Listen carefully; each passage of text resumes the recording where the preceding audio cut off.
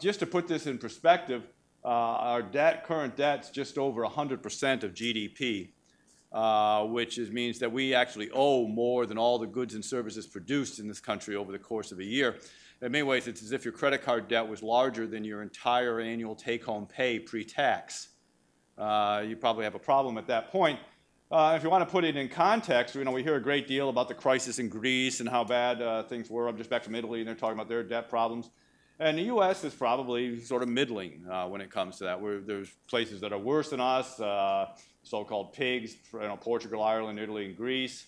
But there's places that we expect would be as bad, worse than us that aren't. We're actually slightly worse off than France when it comes to national debt. And we sort of think of the French as the model of profligacy when it comes to spending, but we're actually slightly worse off than they are. We're worse off than Britain. Worse off than the average of the EU when it comes to debt. So certainly we have a substantial amount of debt overhang in this country. But as bad as that is, and what I suggest in the book is that doesn't even begin to tell the actual story of how bad our debt is. Because there's actually several different types of debt when you begin to look at debt held by the government. And the first of these is simply debt held by the public, which is the debt that's issued in terms of government bonds and so on. And you actually, if you have a 401k that has government bonds in it or whatever, you have a portion of this debt. Institutions all over the country own part of this debt. About 40% of this debt is held by foreign countries, about 9%. The two largest countries are Japan and China, each hold about 9% of this debt. But this is the debt that's actually out there issued in terms of government bonds and so on. And most economists consider this the most serious type of debt for a lot of reasons. We have to pay interest on it. We have to pay it back at some point. It is potential for crowding out private borrowing and so on, so people really worry about this type of debt. It runs right now to about $13 trillion, just a little bit more than that, which is fairly substantial and is headed upwards. But there's other types of debt as well. There's intergovernmental debt, which is debt that the government owes to other parts of the government. With the various trust funds and revolving accounts. The most famous of these, of course, is the Social Security Trust Fund, which holds about $2.9 trillion in government debt. There's a Medicare Trust Fund, the Highway Trust Fund, and so on. There's over 100, actually, of these trust funds. There's a Gulf Oil Spill Trust Fund, and so on. There's all these little trust funds hidden throughout the government. And the government actually owes about $5 trillion to these various trust funds.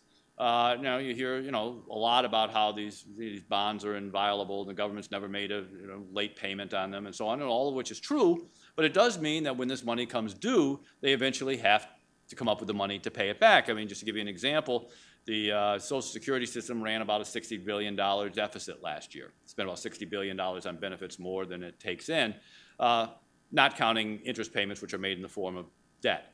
But in order to pay that, they actually have to redeem some of these bonds, and that means the government has to find $60 billion with which to redeem the bonds, with which to pay the benefits. So eventually, the government's going to have to come up with all that debt. And if you add that together, you get about $18 trillion, a little over $18 trillion, which is the current national debt.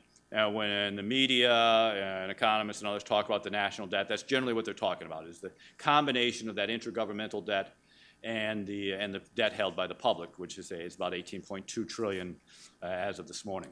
There's also a third type of debt, though, that we should be aware of, and that's the implicit debt, or the unfunded obligations of these government going forward, and particularly for a couple of programs like Social Security and Medicare, which have legal obligations in terms of the benefits that have to be paid in the future.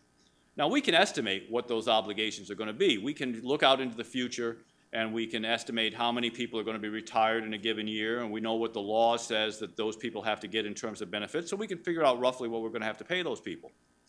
And we can also estimate roughly how much money is going to come into those systems through the various payroll taxes or other programs, other taxes that fund those programs, because we know how many people are going to be working, what they roughly will be earning, and how much the tax rate is going to be on those. And we can find the two. And there's a gap between what we've promised in payments and what we ultimately are going to bring in revenue in order to pay those payments. There's a gap, and that gap, depending on exactly how you want to measure it, particularly dealing with future healthcare costs, runs around $70 trillion, or potentially as much as $90 trillion.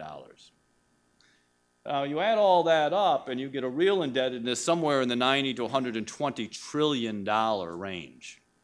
at least 5 times and perhaps as much as 9 times of GDP. And I should point out that these numbers are in terms of discounted present value.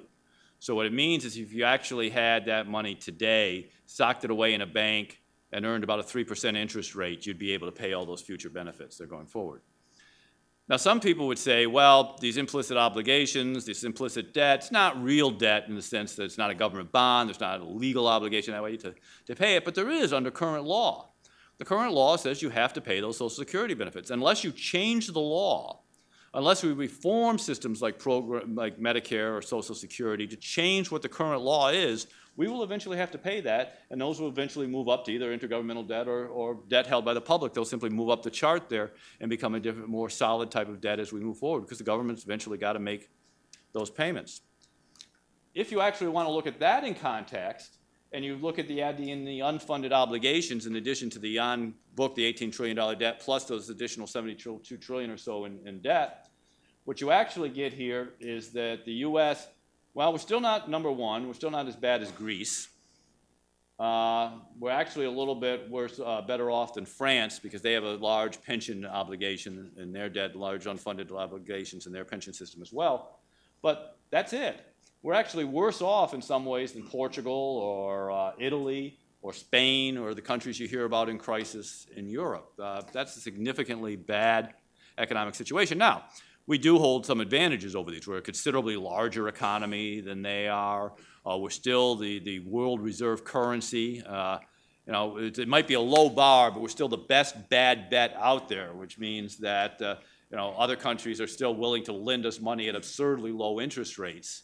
You know, if you're somebody looking for where you're going to stick your money, the euro doesn't look like such a good deal right now. Nobody's buying rubles, and the renminbi is not exactly the best investment out there. So people put in dollars and they invest in the United States, which allows our interest rates to stay low.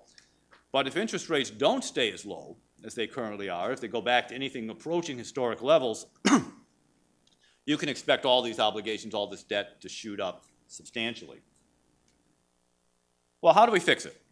Well, if you listen to the two sides in the debate right now, they're both kind of dug in on their sides on this, and neither one, I think, makes a particularly good case. On one side, you hear people say, well, all we need to do is raise taxes to fix it. We're a wealthy country. If we just take more of that wealth and use it to pay back the debt, we'll be all set. Essentially, this is always argued as if we could just make the rich pay their fair share. If we could make Warren Buffett pay more than his secretary, that would solve the problem. We can argue about that, whether that's actually true or not. There's double and triple taxation on the Warren Buffett savings that's not counted and all that. Or Hillary Clinton in her speech this weekend said, you know, hedge fund makers making more than teachers, and that's somehow bad, and we should punish those hedge fund people. So we're going to raise taxes on them. Well, I always said they're thinking small. No, all this little bit, we're going to raise taxes by a little bit. We're going to take away the deduction for corporate jets or something like that. That's always thinking small. What I suggest we do is let's take it all. Let's not raise taxes on the rich. Let's confiscate it all, every penny. So this chart shows what would happen if we simply took everything that everybody who earned $1 million last year or more made. So we take everything from every millionaire and billionaire that's out there, and what you get is this yellow line, this sort of purplish line right here in the middle. That's our current national debt, $18.2 trillion. The yellow box over there on this side, that includes unfunded obligations, and you can see how big that is, potential unfunded obligations out there. And the blue box, that's the wealth of all those millionaires. So you could take it all, and we wouldn't even pay off the national debt, let alone touch those unfunded obligations in the future. You're not going to tax your way out of this. In fact, if you wanted to do this through taxes, this was a CBO report that was actually sent to Paul Ryan about 4 years ago. So these numbers are about 4 years old. So figure the debt's increased since then, it would actually have to be higher. But if you wanted to pay off current obligations, that's assuming we never create another government program, ever. We just take the current government programs and we want to pay them off, you would actually have to increase both the corporate income tax rate and the top income tax bracket to 88%. That's only at the federal level, by the way. That would not include state and local taxes. So you'd have to have an 88% top tax rate. The 25% tax bracket would go to 63%, and the 10% tax rate for only the lowest income people pay would go to 25%. And that would balance our budget going forward with the obligations we currently have, assuming we don't ever have another war or national disaster or anything like that that goes on, assuming all our estimates are correct. So quite simply, you cannot tax your way out of this problem. You simply, even if you assume that it was good enough, that your taxes wouldn't hurt the economy, that we could do all this, just can't get there from here. What about the other side? If you can't raise taxes enough, you're going to need to cut spending, right? And at least, some, not many, but a few of the Republicans out there occasionally make noises about cutting spending. The problem is the spending they want to cut doesn't come anywhere near what's necessary to deal with the problem.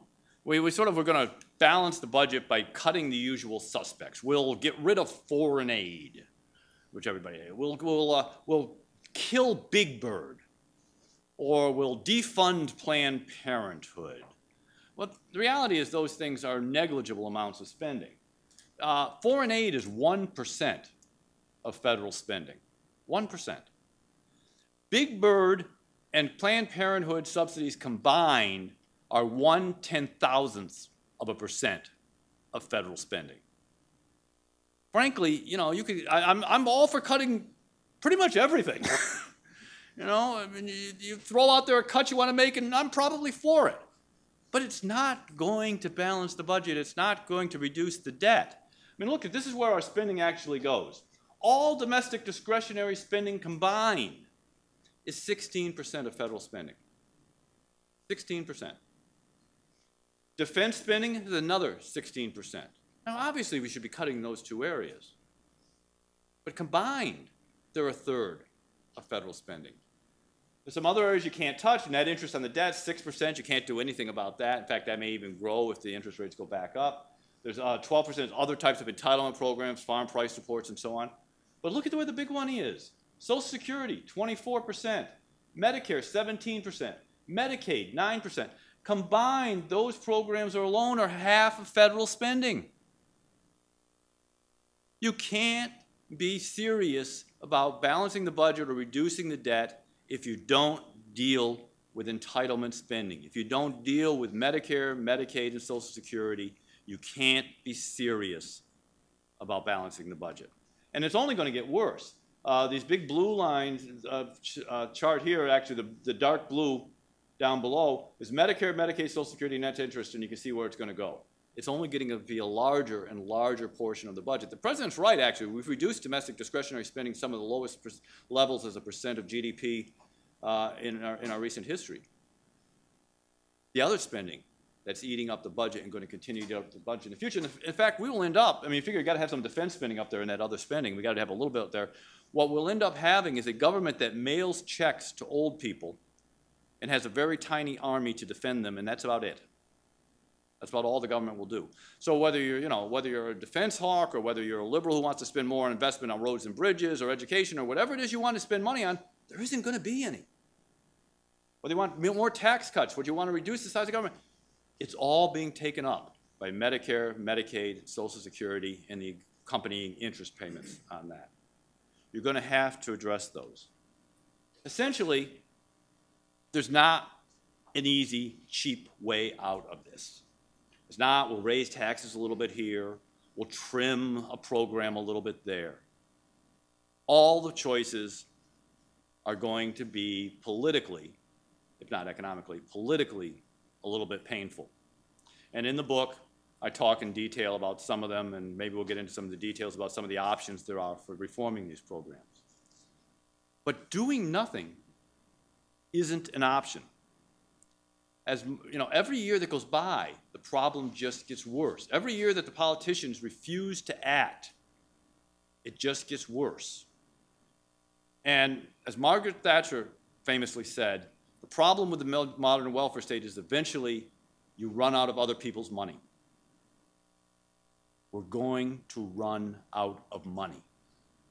The question then becomes, do we have a nice soft landing that we start now trying to fix it so that we can make these reforms now in a way that are gradual, in a way that minimizes the pain? Or do we make them the tough way when it's imposed later on because we're out of money and we increasingly end up looking like Greece?